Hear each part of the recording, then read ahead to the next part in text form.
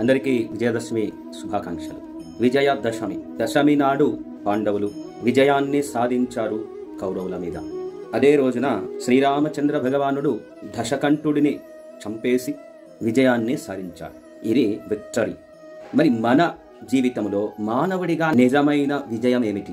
కేవలం జమ్యాకు తీసుకొని రక్షణ చేసినంతనే విజయం వస్తుందా? కొత్త బట్టలు వేసుకొని లేదా పార్టీలు చేసుకుంటే విజయం వస్తుందా? అసలు విజయం అంటే ఏమిటి? ధనము సంపాదించడమా లేక పేరు ప్రతిష్టలు సంపాదించడమా? ఏది సంపాదించినా ఇక్కడే పుట్టి చావాలి. ఇది భౌతిక ప్రపంచము, సుఖశాంతులు దొరకని స్థలము అని కృష్ణ భగవానుడు భగవద్గీతలో స్పష్టంగా చెప్పారు.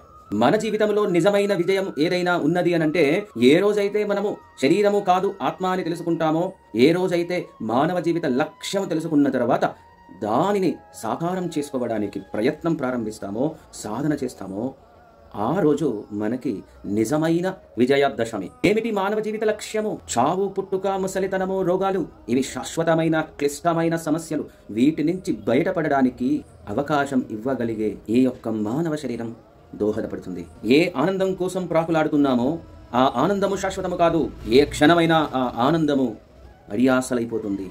మరి అలాంటప్పుడు శాశ్వతమైన ఆనందము ఎక్కడ దొరుకుతుంది అని ప్రశ్నించలేని మానవ జీవితం యొక్క ప్రయోజనం సంపూర్ణము అని అనవచ్చా?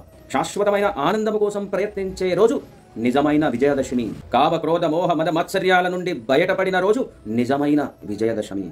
ఈ విజయదశమి నాడు భగవద్గీత యథాతథము, శ్రీమద్ భాగవతం, రామాయణం సరి అయిన వారి నుండి తీసుకోండి. కొద్దిసేపు చదవడం ప్రారంభించండి. అలాగే కంటిన్యూ చేసి వచ్చే విజయదశమి నాడు మీ జీవితంలో మార్పును చూడకపోతే కామెంట్ చేయండి. హరే కృష్ణ.